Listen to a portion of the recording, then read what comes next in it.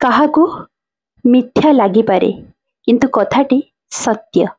BJD, BJP, Congress ନୁହେଁ ମୁଁ କାହାରି ଫେନ୍। ଅପ୍ରିୟ ସତ୍ୟ କଥା କିଛି କହୁଛି, ଯାହା ଲେଖି ଯାଉଛି ମୋ ହାତର ପେନ୍।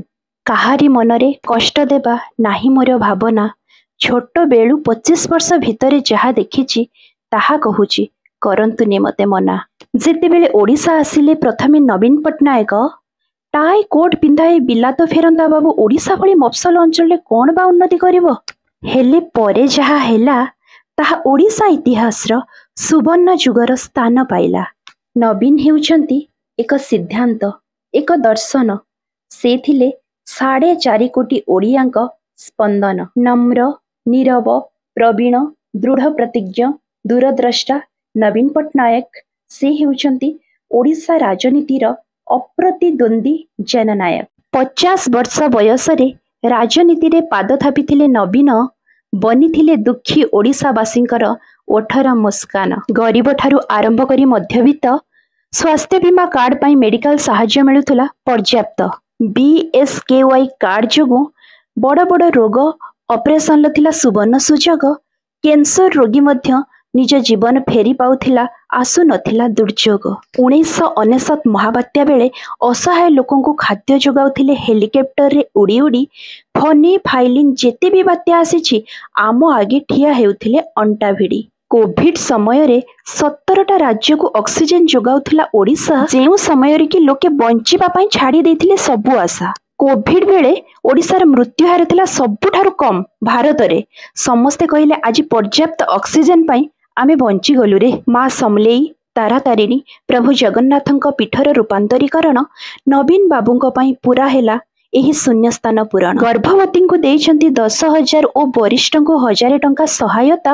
ସେ ଥିଲେ ଦୁଃଖୀ ଓ ମଧ୍ୟବିତ୍ତ ଲୋକଙ୍କ ପାଇଁ ପ୍ରକୃତ ଶାସନକର୍ତ୍ତା। ମହିଳା, ବୃଦ୍ଧ ଓ ଛୋଟ ପିଲାଙ୍କ ଠାରୁ ଆରମ୍ଭ କରି ସମସ୍ତଙ୍କ ପାଇଁ ସେ ଯାଇଥିଲେ କାମ କରି। ଆଜି ଭୁବନେଶ୍ୱରକୁ ଇଣ୍ଟରନ୍ୟାସନାଲ ଏୟାରପୋର୍ଟର ଦେଇଛନ୍ତି ମାନ୍ୟତା, ଯେଉଁ କାମ କରିପାରିନଥିଲେ ଆଉ କେଉଁ ନେତା। ଆମ ସମସ୍ତଙ୍କର ପ୍ରିୟ କ୍ଷେତ୍ର ଶ୍ରୀକ୍ଷେତ୍ରକୁ ଦେଇଛନ୍ତି ନୂଆ ରୂପ।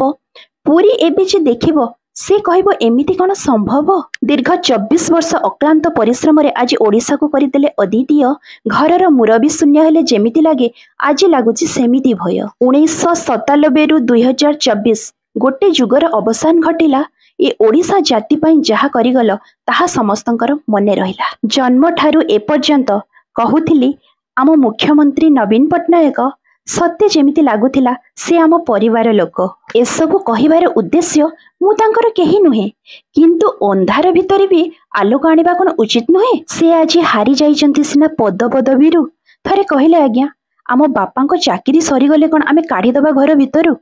ନାହିଁ ନା ଆଜ୍ଞା। ଘରର ମୁରବୀ ଯେମିତି ତା ପରିବାରକୁ ସୁନ୍ଦର କରି ଗଢ଼ି ତୋଳିଥାଏ, ତାର ଶେଷ ସମୟ ଆସିଲେ ମୋ ଘର ମୋ ପରିବାରକୁ ରକ୍ଷା କରିବ ପ୍ରଭୁଙ୍କୁ ଡାକୁଥାଏ।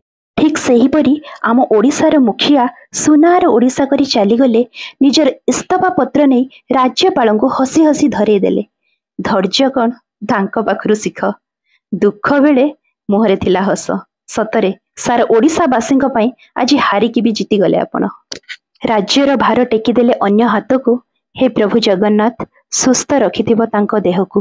ଯେତେବେଳେ ଏ ମନ ଯାହା ଚାହେଁ ତାହା ତ ପାଏନା, ତଥାପି ଏ ମୁଖ୍ୟମନ୍ତ୍ରୀ ଆମ ପାଇଁ ଆହୁରି କରିଥାନ୍ତେ, ଏ କେମିତିକା ଭାବନା?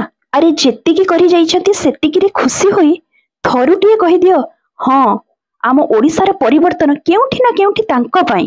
ଆଚ୍ଛା ଗୋଟେ କଥା କହିଲେ, ଆରେ ଆମେ ଯେତେବେଳେ ବାପା ମା ଗୁରୁଜନଙ୍କୁ ଯାହା ମାଗିଛନ୍ତି ସବୁ କ'ଣ ସେ ପୂରଣ କରିଛନ୍ତି? ତାହେଲେ କେମିତି କହିପାରୁଛ ନବୀନ ବାବୁ ଆମ ପାଇଁ କ'ଣ କରିଛନ୍ତି? ଥରେ ନିଜ ବିବେକକୁ ପଚାରନ୍ତୁ। ସୁନ୍ଦର ଉତ୍ତରଟି ଆପଣଙ୍କ ବିବେକ ହିଁ ଦେଇଦେବ। ଏ ସ୍ୱାର୍ଥପର ଦୁନିଆରେ ଯେତେ କଲେ ବି ଆହୁରି ଆଶା କରିବେ। ଭଗବାନଙ୍କୁ ଏତିକି ଡାକୁଛି, ଆମ ନୂଆ ମୁଖ୍ୟମନ୍ତ୍ରୀଙ୍କୁ ନବୀନ ବାବୁଙ୍କର ବାକି ଇଚ୍ଛା ପୂରଣ କରିବାକୁ ଶକ୍ତି ଦେବେ। ରହିଲି।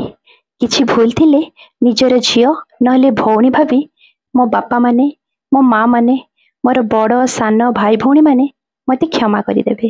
ରହୁଛି। ଜୟ ଜଗନ୍ନାଥ। ଆଜି ମୁଁ କହିବି, ନୁହେଁ ମୁଁ କାହାରି, ବାସ୍ ସତ୍ୟ କଥାରେ ହୁଏ ନା କମଜୋରି।